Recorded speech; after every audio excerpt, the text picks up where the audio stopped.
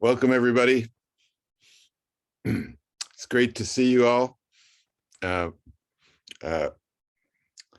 Some very old and dear friends are here, including the member of our first Zen group at Princeton from the fall of 1969, Doug Dorr. Hello, Doug. And Robert Carroll, who's been in our Sangha since sometime in the 70s. I don't remember exactly when. I think Robert's up in Oregon.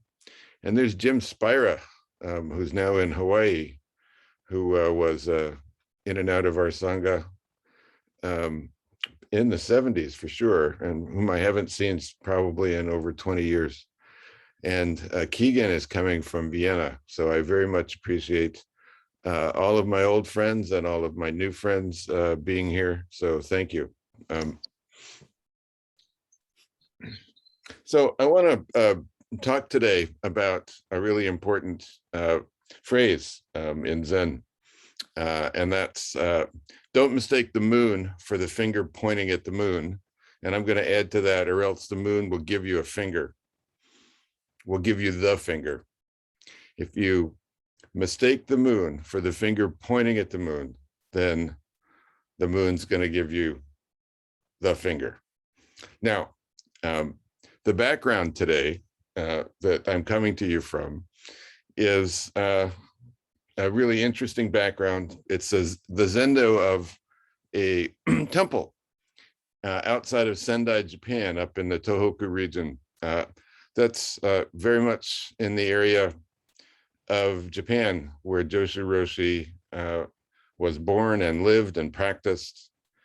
He spent most of his practice life at a monastery called Zuiganji, which is the main Myoshinji monastery in that part of Japan, in the Tohoku region. And I've been teaching this fall a class called Your Moment of Zen. Actually, the title got me a huge enrollment, but then by the time they found out what was in the course, half of them dropped. It's a tough course. And in that course, we've been going through the transmission of Zen to the West. We have focused on a number of key figures in Japan, and then in the past week, we've been focusing on D.T. Suzuki. But before Suzuki, we came to focus on two key figures, the person who basically sent Suzuki to America, and the person who sent Suzuki to America. And so that person is a man named Nantembo, who lived from 1839 to 1925. Nantembo is actually a great Zen artist, and you'll often see him depicted and photographed actually with this big staff, this big stick. And I'm sure he used that stick to great effect, whacking his students who he felt weren't quite up to fully manifesting their true selves, but also perhaps using it in koans, such as how do you manifest the stick? When you and the stick are one, where is the stick? Different types of koans that emphasize that there is something else going on in our experience, and the kind of dualistic thinking and the dualistic thought that most of us have been brought up to believe is all that there is. So we've been brought up in a world of a finality between self and other, between subject and object. And Zen tries to get us to appreciate that underneath that dualistic world of self and other, of subject and object, there's something else going on, or through that world, manifesting constantly through that world of self and other, of subject and object. There's this deeper underlying dynamic process, constantly and repeatedly arising and passing away.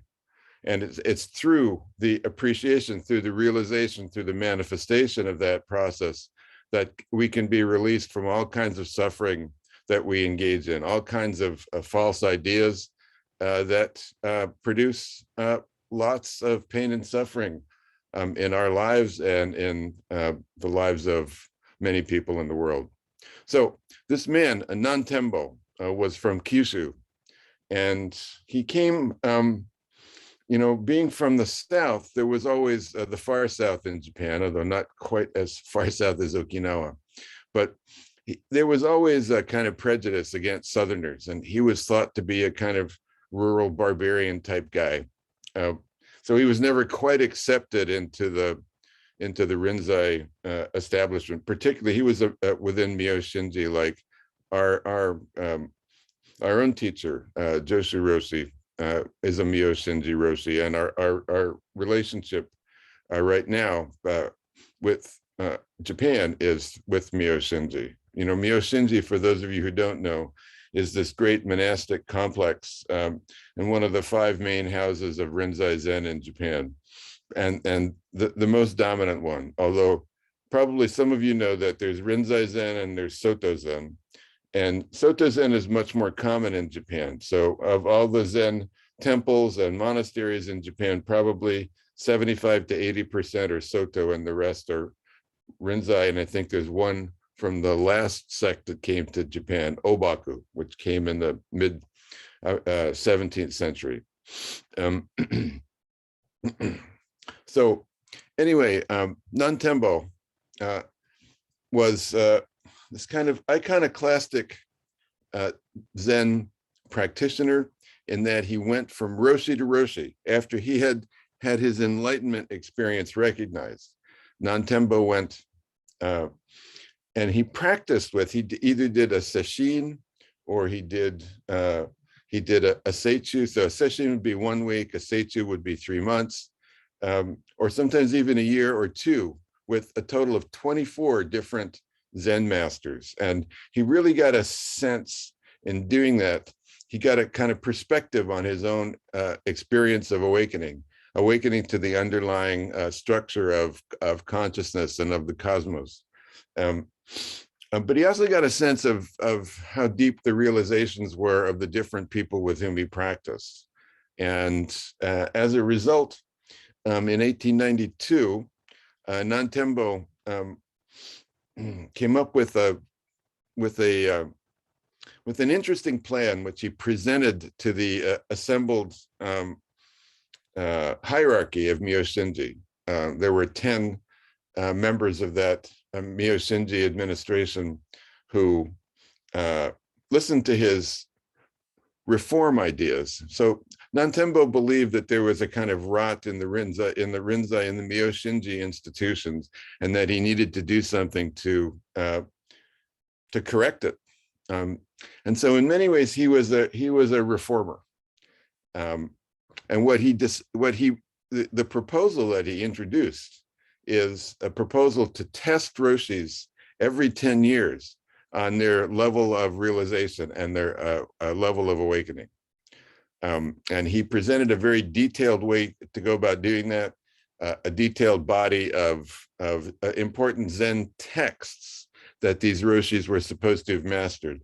Of course, included in that body, I think there were 10 or 12 of these texts, were the ones that we are most familiar with from our own practice: the Gateless Gate, the Mumonkan Koan collection, the Hekigan Roku, the Blue Cliff Record collection of koans. And I'll be talking in future events here. I think I have one more Sunday talk, and then I'm leading a Zazenkai the weekend after that, I think. So I'll talk more about koans and koan practice for those of you who are new to it, because it's really at the heart of Rinzai Zen, and it's at the heart of Jōshū Roshi's teaching of Tathāgata Zen. And of course, the Rinzai Roku, the teachings of Rinzai-Ji, the 9th century founder of, well, I'm not sure he founded our tradition. His successors founded the tradition. He was just a very profound and charismatic and iconoclastic teacher himself. Anyway, so Nantembo makes this very, very sincere, heartfelt presentation to try to reform Rinzai Zen institutions. And he's met with complete silence. No response. No, it wasn't like a yes or it wasn't like a no. It was like no response, nothing, nada. And what did the Myoshinji hierarchy do? Nothing, nada. So he decided he had been invited to go to America and to something called, well, it was the 1893 World's Fair in Chicago. How many of you have heard of the 1893 World's Fair in Chicago? Good. So this was a big deal. This is what we call in Rhode Island a BFD. Please, that's your mini koan for today. What does BFD mean? This was a big deal because also a number of people, including a man named Paul Carus, C-A-R-U-S, thought that this is a really important opportunity to bring together spiritual teachers from all over the world and to bring them to America, to bring them to American shores for the first time. There had been a little bit of knowledge of Hinduism that actually had influenced the New England transcendentalists like Thoreau and Emerson, and that's a whole other topic. And we have been also reading about that in my course. Many of you know, but many of you may not know that there's a really wonderful and approachable book on how Asian religions came to the West, called How the Swans Came to the Lake by the late Rick Fields. And if you want to dig more deeply into that whole story, Rick Fields was the journalist and was one of the people who set Tricycle magazine up. And he came and practiced with us in New Mexico a number of times. And he's written this, I think, definitive history of Asian religions coming to the West. So definitely worth reading. Anyway, so he has a chapter on the influence of actually what's called Hindu thought on the New England transcendentalists. But really, there's very little of Buddhism. Buddhist texts were just starting to be translated in the Sacred Books of the East series by Max Mueller. But really, there was a general lack of knowledge of Buddhism and the Buddhist tradition. And so this was an opportunity for Buddhist teachers to come over. And so an invitation was issued for Nantembo to come over, but he didn't really want to go over. And he also was still trying to reform Myoshinji Rinzai Zen, and he decided that he would send over kind of a very young monk who was born in 1860, who had gotten Inca at the incredibly young age of 22, and who very shortly, in fact, right at this moment, when his teacher, Imakata Kozen, died, he became the abbot at the age of 24. He became the abbot of a very, very important old monastery in Kamakura called Engakuji. And he's known in the West as Soen Shaku, but he's really a Soen Kogaku. And he lived from 1860 until 1919. And so Nantembo said to Soen Shaku, "Why don't you go in my place?" But he said, "I'll fund you to go, but," and I think reading between the lines is because your realization isn't that profound, that you can't lecture on Zen. You will go as a Zen master, but you will not be allowed to lecture on Zen. And I think I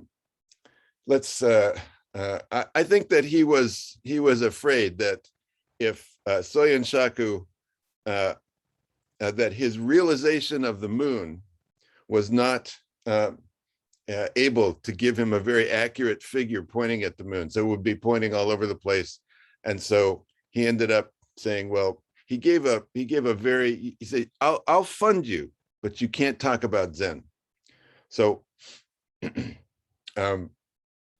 so he wrote in Japanese a Dharma talk on Engi, on cause and effect, on the Buddhist law of cause and effect. And this is one of the really primary fundamental dimensions that our teacher Jōshū Roshi would often give Teisho on, or would bring up in Teisho. And that is, there is this really incessant underlying activity that he called the activity of impermanence, that arises due to this basic foundational Buddhist principle. It's pan-Buddhist. It's in all Buddhist schools from India through to America.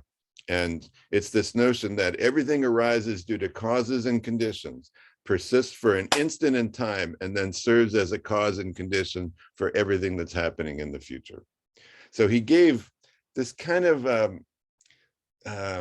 I would say, weak-assed talk on the Buddha's law of cause and effect, although it's important that he emphasized cause and effect, and it was translated into English by D.T. Suzuki.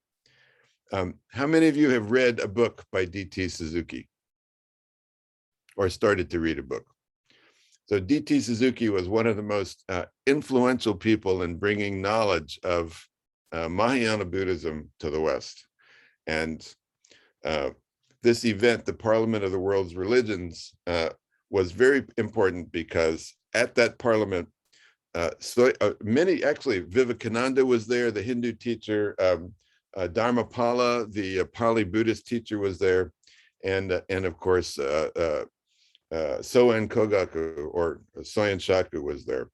And Paul Karras asked Soen Shaku to come back, and Paul Karras had this press called Open Court Press.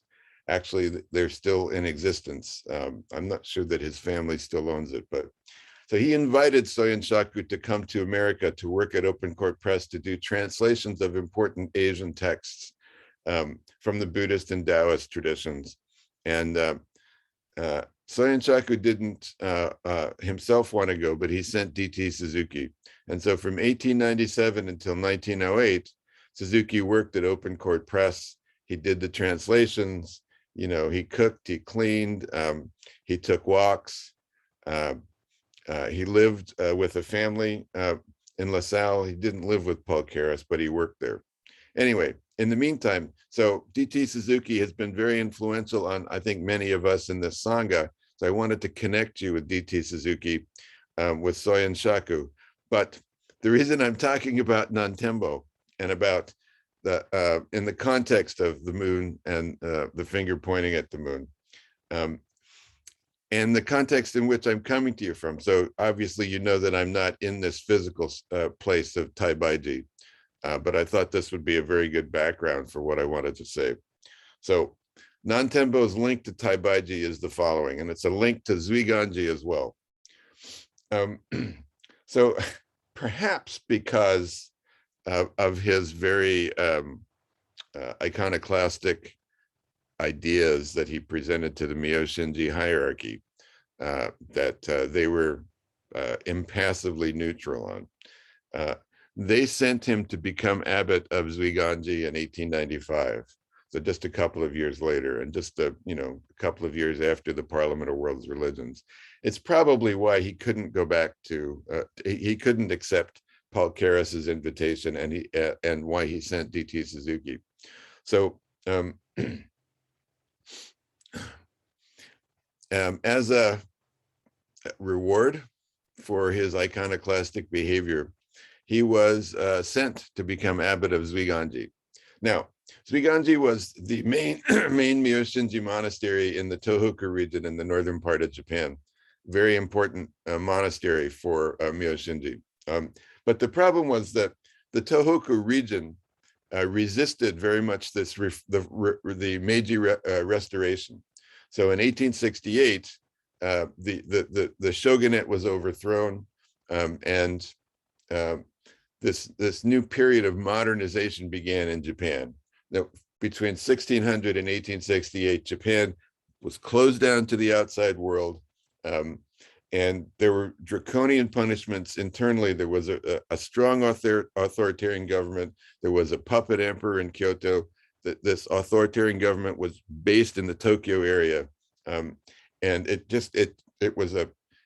was kind of like China was, during the Maoist era in terms of traveling internally and contact with the external world. Very little.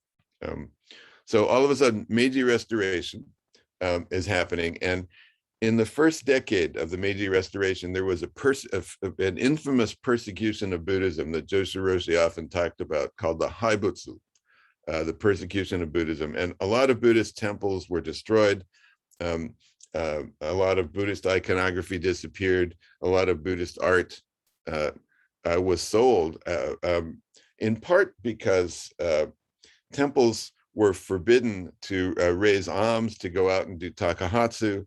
They were begging rounds. I mean, it was temples became impoverished, and none were more impoverished than Zuiganji as a monastery, because being in the Tohoku area, it received very little support, because the Tohoku area was really the last stronghold of the resistance against the Meiji Restoration. And so there was a lot of negative feeling. Now, not only did Nantenbo have to fight the prejudice of his being an ignorant and somewhat arrogant Southerner in Japan, he was then sent as a representative of really the Meiji Restoration up to Zuiganji to become the abbot of Zuiganji. And one of the first things he did was, because the temple was so impoverished, he came up with the idea of selling off some of the important art to Westerners. So a lot of the art that was taken, Zen art and temple art or Buddhist art that was taken out of Japan at this point in time, is in Boston, in the Museum of Fine Arts. And Jōshū Sasaki often made reference to this and how irritating it was. And in the book that's going to be coming out within the next month, perhaps before I see you all again, it's called Manifesting Zen, next book of Roshi's teaching to be published. He talks about this Haibutsu and his unhappiness with how this was done. So Nantenbo is sent up there to become abbot of Zuiganji, and he comes up with this idea. He's really not accepted. I mean, the monks don't like him. The surrounding temple priests don't like him. He really, and he has a sense of his own kind of destiny and mission about reforming Rinzai Zen, and that doesn't go over well. His being a Southerner doesn't go over well. And after a little bit less than 2 years, and when he decides he's gonna, I think he accidentally damaged an important temple icon there, and that is the warlord who helped support in the early days Zuiganji, was named the famous warlord of Sendai during the Tokugawa, the Sendai area. Tohoku was named Date Masamune.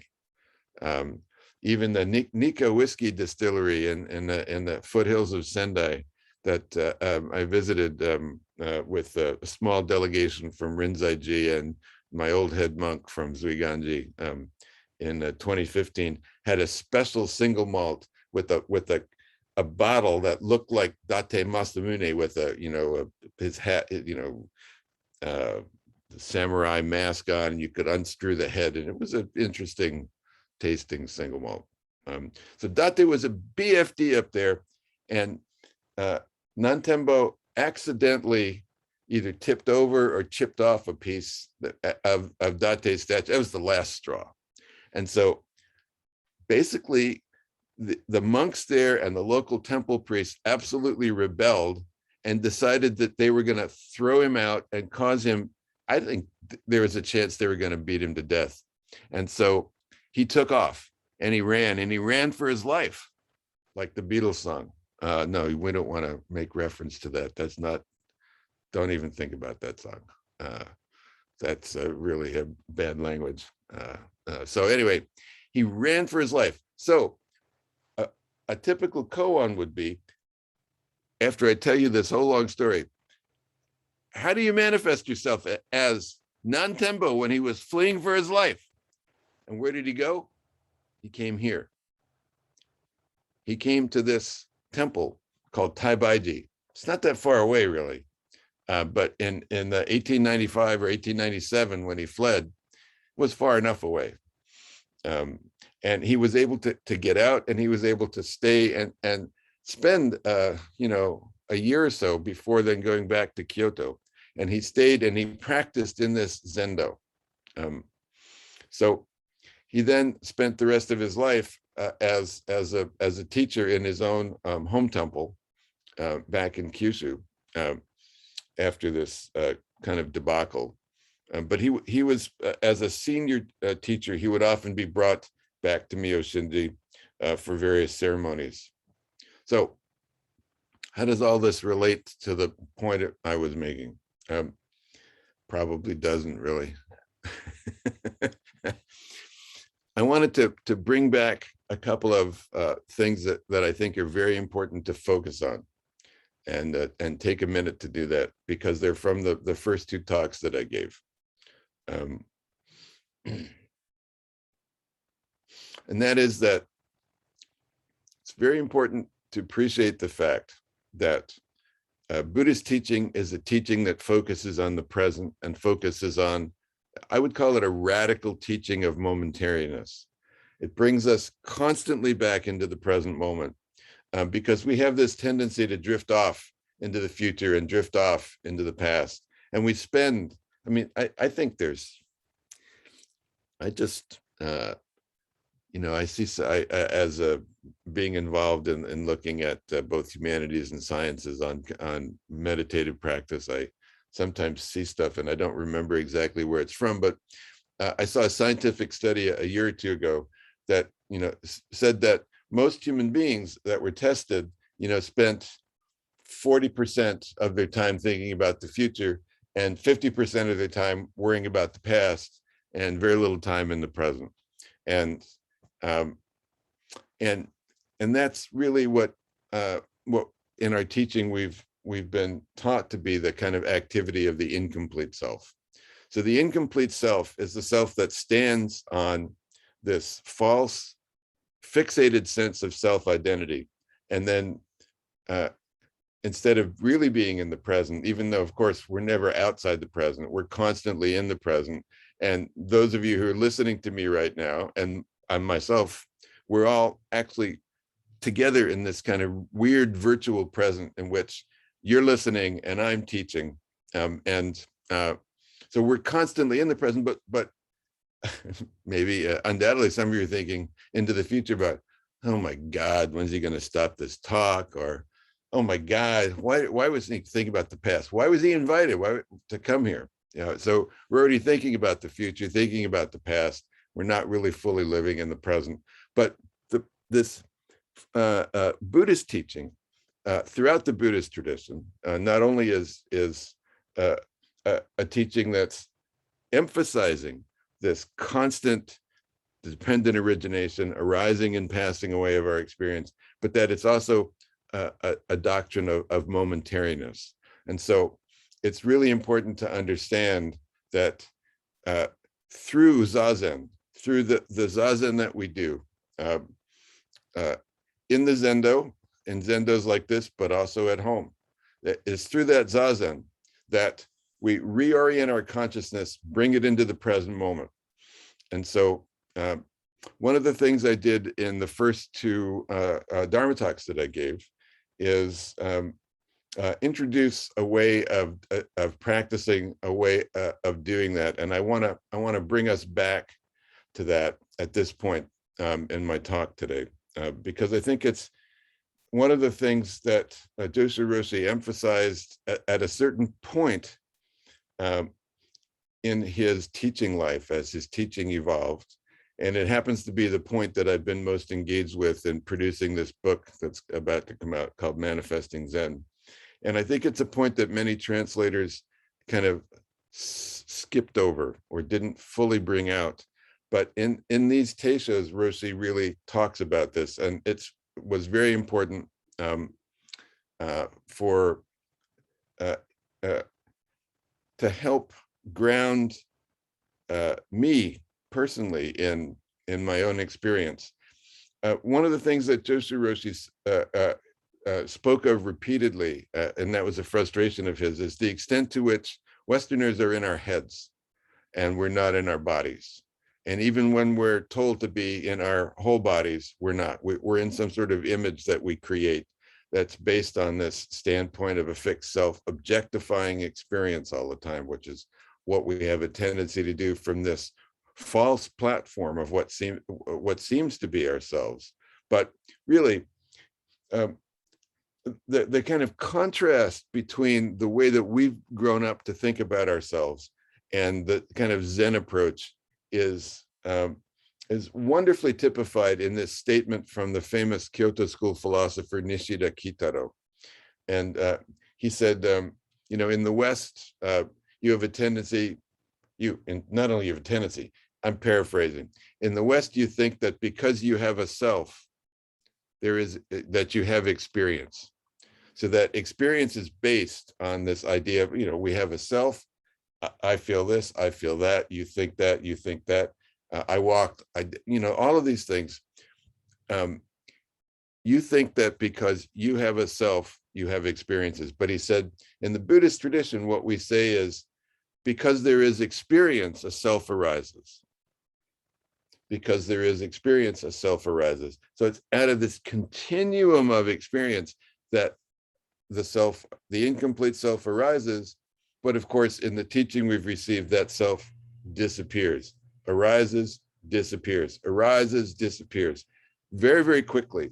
And it's happening so quickly that we don't normally perceive the arising and disappearing of self. And it's this activity of the arising and disappearing of self. Roshi talked about hiding in this activity, that this activity is the activity of plus, the activity of minus, the activity of father, the activity of mother. There is this constant alternation that's going on. And that's actually what produces this motor principle of engi, or interdependent origination is another way to say it, that we are constantly embedded in this matrix, constantly changing matrix of relationships that's grounded in this, well, and now we're going to get to this particular way of doing Zazen, grounded within this center, this core, this sphere of experience that is essential to this perspective from which each of us comes at the world. And so it's related to this Buddhist idea of no self, but no self doesn't mean there's a complete blank, that there's nothing there. No self means no fixed self, no constant self. But what we have instead is this flowing self, this constantly arising and passing away flowing self. It's very, very important that you don't misunderstand no self to be, who am I? I don't have a self, you know, what am I? No, it's this notion of, it's this constantly flowing, constantly changing self. And that's why sometimes fingers pointing at the moon, like the idea of no self, actually prevents us from, I mean, I know a lot of people who worry about self-dissociation as a result of, well, I have no self, what am I? But no, it's what no self means, no fixed permanent self, no fixed permanent self or self-identity. There's this constantly flowing self.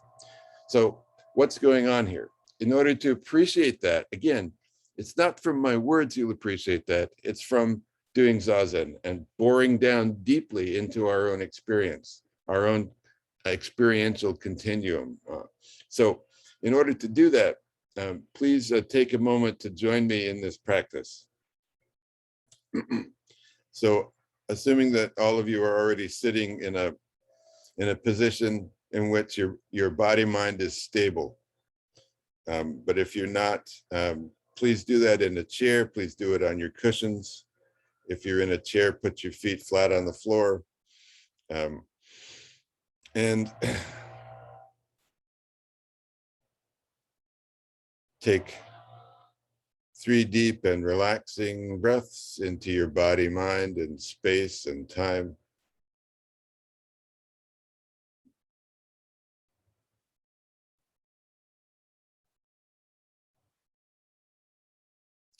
Now turn your attention to your sphere of experience. So this is very much a product of the teaching we've received from Jōshū Roshi, where he talked about Jibun no sumibasho, the dwelling place of the self, and that he would emphasize that it has 3 dimensions, and then also bring in the activity of time. So I'm going to talk about this in terms of 4 dimensions. Now, this is partly his teaching and partly something that I've developed in the teaching I've done with my students out here in Rhode Island.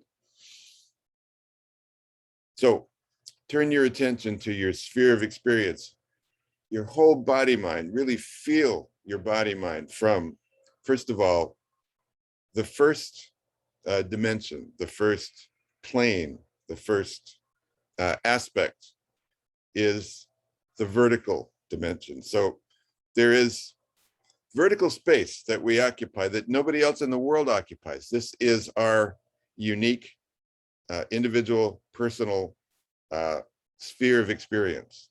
And one of the things that's really important to realize is that in the teaching we've received, the activity that manifests through our individual spheres of experience is the same as the activity of the entire cosmos. It's manifesting through everything, in this constantly, intimately interrelated matrix of relationships that is also along with us, arising and passing away from moment to moment to moment to moment. But let's focus here on our sphere. So turning your attention to vertical space, from the feeling of your body on the cushions, and really feel that. That's Vedana, that sensation in the skandic system. Then draw an imaginary line up to the top of your head, through the middle of your body, through the top of your head. And that's the vertical space we occupy. Nobody else can be in here. This is unique to us. And then notice that there's also a horizontal space. If you're in a chair, from foot to foot, if you're on cushions, from knee to knee, elbow to elbow, shoulder to shoulder, ear to ear, we occupy a horizontal space. So we have vertical space, we have horizontal space, these 2 dimensions. And the 3rd dimension is depth. So from your knees or your toes to the back of your neck, from your nose to your, or from your forehead, maybe is better, to your tailbone. We have these intersecting planes which help us appreciate that we also have depth. So this sphere of experience, this what Rinzai calls the sphere of red flesh, it has these 3 dimensions. And as we breathe in and breathe out, within this sphere of experience, a 4th dimension is very important, is manifested. Roshi talked about the 3. He also talked about the activity of time arising. The activity of time splits into present arises, past and future arise. But I'd like to collapse that for simplicity's sake here into this 4th dimension of time in our sphere of experience. And so let's just take a minute to settle down into this sphere of experience. Take 3 deep and relaxing breaths. Eyes either closed or cracked open to let in light and color, or if you have experience with this, even halfway open.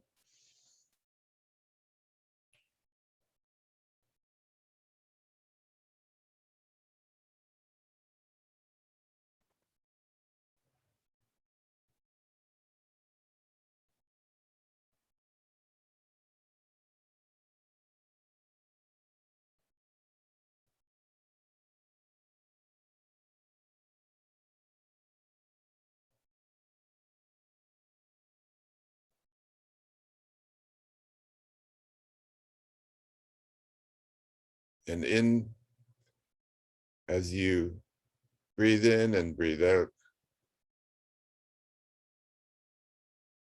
you start to become aware of the fact that your breathing as you inhale can only go so far. It reaches its limit, and then you exhale.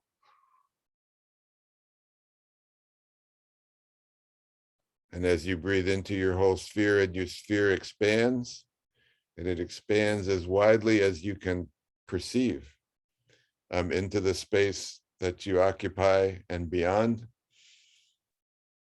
But it reaches its limit, and then it contracts and comes all the way back down. And you breathe all the way out, but you can only breathe out just so far. And then you breathe in again. And so we have this constant process going on. And this process, in some ways, is a metaphor for this deeper underlying activity that Jōshū Roshi has talked about in our teaching, in his teaching to us for many, many years, and tried to come at it with us in many different ways.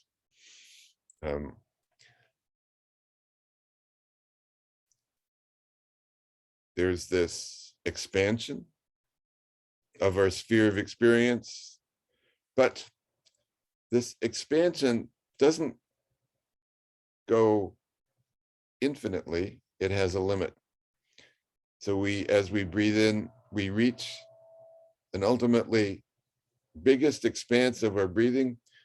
But even at this biggest expanse, there is a millisecond of an interval before we start to exhale again. And as we exhale and as we breathe out, there's this activity of exhalation, but all the way down to the bottom, to the absolute minimal amount of breath in our spheres. There is still, after the complete exhalation, there is an activity pulling us up again to expand, expand, expand, expand, expand. And as we expand completely to the ultimately biggest expanse of our deepest inhalation, we also then begin to contract. And so on the level of breathing, this is the same process that's going on at a much quicker level within every millisecond, that there is this constant alternation in the teaching we've received between an activity of expansion or inhalation in breathing and an activity of contraction, and that our experience is arising and passing away. It's constantly flowing, constantly changing. It reaches a kind of momentary point of stasis. And we'll talk more about that in subsequent weeks, what that point of stasis is and what's going on there. And then, but it very, very quickly goes back down again. And if you have a sense of how that is working in your experience, in your sphere of experience, expanding out, contracting down,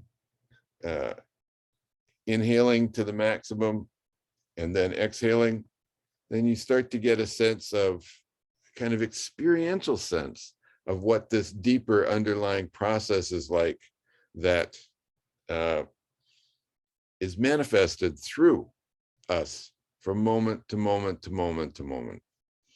And when we're able to feel that process, to eat that process, to excrete that process, then we start to get free from the type of suffering that's caused by living in the world and looking at the world from the standpoint of this false notion of a fixed self or fixed self-identity. So this process never fixates. It's constantly arising and passing away. one of the great problems among many practicing Buddhists and among many Buddhist philosophers and thinkers. And I know Elisa was joining us remotely on Friday to hear a very brilliant lecture by Professor Brett Davis on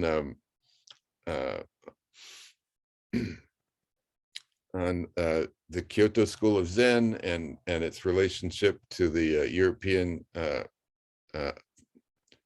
tradition of phenomenology, and talked a lot about Heidegger, and he talked a lot about his own teacher Ueda Shizuteru, and that. But it's very important in all that, what's the relationship between expression and action, or what's the relationship between words and doing, sayings and doings, all of this elaborate thought. And it's kind of ironic because in particular Zen is a tradition that is founded on this rhetoric of being a direct transmission of mind outside of text, and you don't need text at all. And in a sense, that's true. And the Zen tradition basically is founded on this notion of keeping alive the original awakening experience of the historical Buddha, from generation to generation to generation to generation. And in fact, those of us who've been ordained by Jōshū Roshi, there was a certain point when he was writing out ordination certificates. And I have this beautiful one up on the wall, and Roshi identifies himself as being in the 81st generation of the transmission of mind from the time of the historical Buddha. And so, yes, this experience of awakening has been kept alive. That's the moon. And we also manifest that on a moment-to-moment basis once we have come to appreciate this deeper process that we're a part of, that we're implicated in. But then, the Zen tradition has written, as we saw with Nantembo, there were like 10 or 12 really long, important books that it was important in his examination system of Roshi's that had to be mastered, and that he was testing Roshi's on. So even though Zen is based on experience, there's all these writings that are, well, they're very helpful in helping us to understand what our experience is, but we can never substitute the writings for the experience. And that also means we can never substitute the writings, not only of the tradition for our own experience, but the writings of our own teacher for our own experience. That first and foremost, all of those writings point us towards a deeper realization of what's going on from moment to moment to moment in our lives. And unless we have that deeper appreciation, the writings won't mean anything. And we'll be constantly mistaking the moon for the finger pointing at the moon. And the moon will not only be giving us a finger, but somebody will also be shooting us a moon. I surprised my sons when they were in our backyard when I was one final story. I was a very in my head kid. I mean, I was in my head teenager, and I was an in my head adult until Roshi repeatedly worked with me to basically help me realize this sphere of experience that's so important.